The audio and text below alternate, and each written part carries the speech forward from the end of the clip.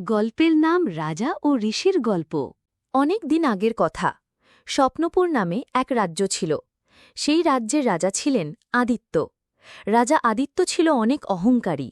তিনি ছিলেন ধন সম্পদে পরিপূর্ণ, কিন্তু অহংকারে অন্ধ। রাজা আদিত্য প্রজাদের কষ্ট দুঃখ কথা ভুলেই গিয়েছিলেন। কেবল নিজের গৌরব আর ক্ষমতার দম্ভেই ডুবেছিলেন।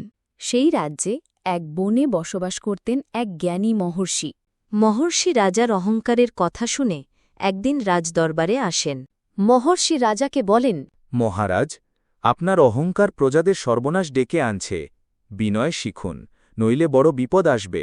রাজা তখন রাগান্বিত হয়ে বলে উঠল, আমি রাজা, আমার শক্তির সামনে তোমার উপদেশের কোনো দাম নেই। রাজার কথা শুনে মহর্ষি রেগে যায় আর বলে, অহংকারী রাজা, তুমি তোমার আসল রূপ বুঝতে পারছ না। আমার অভিশাপে তুমি সিংহাসন হারাবে, এক সাধারণ মানুষের মতো কষ্ট ভোগ করবে, যতক্ষণ না তুমি বিনয় ও দয়া শিখছ।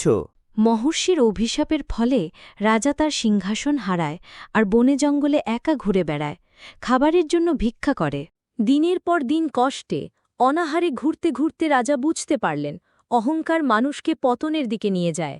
রাজা তখন অনুতপ্ত হয়ে মহর্ষির কাছে যায় আর কাঁদতে কাঁদতে বলে, মহর্ষি, আমি ভুল করেছি, আমাকে ক্ষমা করুন। আমি আজ থেকে বিনয়ী ও দয়ালু হব। মহর্ষি রাজার কথা শুনে আর বুঝতে পারে রাজা তার ভুল বুঝতে পারছে। মহর্ষি তখন বলে, তুমি শিক্ষা পেয়েছ, এবার তোমার অভিশাপ মুক্ত হল। তখন রাজা তার সিংহাসন ফিরে পায়। এরপর থেকে সে দয়ালু ও বিনয়ী হয়, প্রজাদের কথা শুনে আর সাহায্য করে। গল্পটা এখানেই শেষ হয়। এর নৈতিকতা হল অহংকার নয়, বিনয়ে মানুষকে মহান করে তোলে।